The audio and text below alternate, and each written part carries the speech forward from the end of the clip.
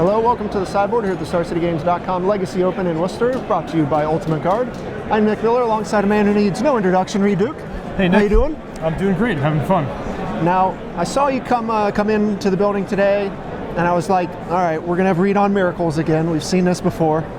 But you decided to switch it up on us, and you're playing Elves. Yeah, today I'm playing Elves. Miracles is almost certainly the best deck in Legacy, but it's a tough deck to play for a long tournament. You have the risk of draws, and you have a lot of mirror matches, so it's a grind, and I was just looking for a change of pace, and Elves is a deck that's really fun to play and that I have a little experience with, so that's what I went with today. Yeah, you've taken down a Legacy Open in the past with this deck before, so you're playing it again. You just want to break for Miracles. Talk about the power of this deck. It hasn't changed a whole lot over the years, but it continues to thrive, you know. Yeah, now Elves isn't one of the absolute fastest decks in Legacy, but it is extremely powerful and quite consistent as well. The consistency comes from the fact that almost all the cards do the same thing. They're basically all 1 mana creatures, and the power comes from the fact that you can have a 1 mana, 1 card combo piece in Glimpse of Nature, alongside another one card combo piece in Natural Order, either one capable of winning the game on its own if it resolves. And then you have Gaia's Cradle, which is my pick for the most powerful card that's actually legal in Legacy. And take that, Brainstorm haters. Yeah, I mean, if you play games with Elves, you find yourself a lot of times going, like, Gaia's Cradle, like, what is going on with this card? Yeah. It's just so insane, you know, a land that can produce 3, 4, 5 mana, doesn't even come into play tapped. With the new Legend rule, you can tap 2 different Cradles in the same turn for a big explosive turn. Just great. Right. Yeah, when you're sitting across from this deck, when they're playing out the creatures, it's not that big of a threat. But you always know either a Glimpse or a Natural Order turn can just wreck you out of nowhere. Yeah, sometimes you can even start the turn with no creatures in play and be able to win from scratch like that. So you have a bunch of the mana Elves, and those go from Llanowar Elves to Heritage Druid, Deathrite Shaman in conjunction with, you know, Wirewood Symbiote and Quirion Rangers can all just generate a ton of mana. And then, of course, you're looking to build up for a giant Craterhoof Behemoth and just kind of trample on over. Yep, absolutely. And you can also find Craterhoof Behemoth with Natural Order or Green Sun Zenith if you need to.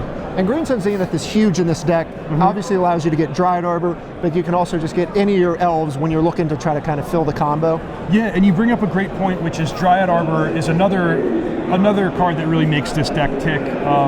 You can get it on turn 1 with Green Sun Zenith, and you can fetch for it with all of your green fetch lands. And this card is not only a mana creature for the purposes of Gaia's Cradle and all your combos, but also when you have Quirion Ranger and Wirewood Symbiote, you can repeatedly untap the Dryad Arbor. So having a creature land that produces mana just gives you a lot more flexibility, a lot more power. What's something that kind of goes under the radar when people look at the Elves deck? Well, one of the most unassuming cards in this deck is Quirion Ranger, and I remember when I first built the deck, I was copying deck lists and I'm like, oh, Quirion Ranger, you know, this card's kind of cool, but maybe it's one of the flexible slots. But really it does a lot more than it seems. You can use it to protect your lands from Wasteland, including the Dryad Arbor, and you can use it to generate bursts of mana as you're comboing off and playing more Elves from your hand by untapping, Dryad Arbor or any Elf when you have Heritage Druid in play. So it almost, in addition to giving you a lot of flexibility when you have a small amount of resources, it can also give you more mana when you're trying to have a big explosive turn. And you took this deck today because you wanted to kind of have better matchups against the Eldrazi decks. One card that kind of comes into that, although it's good across multiple decks, Cavernous Soul is great against the counter spells, but also Chalice, a card that, you know, the Eldrazi decks are really hinging on to try to beat these 1-drop decks. Eldrazi is a really good matchup for Elves, and I would say the strength of Elves in general is just being great against creature decks. But an easy way to lose is just if they're on the play and play turn 1 Chalice on 1. So I added 2 Cavernous Souls to my deck to fight against that, and also Counterbalance is another card that's for similar reasons really good against Elves. Okay. Sideboard has a bunch of discard spells between Therapy and Thoughtseize. You got Abrupt Decays to kind of fight off Counterbalance and things of that nature. Yeah, so where the main deck is really strong against creature decks, you need your sideboard to help you against the people that are just gold fishing faster than you.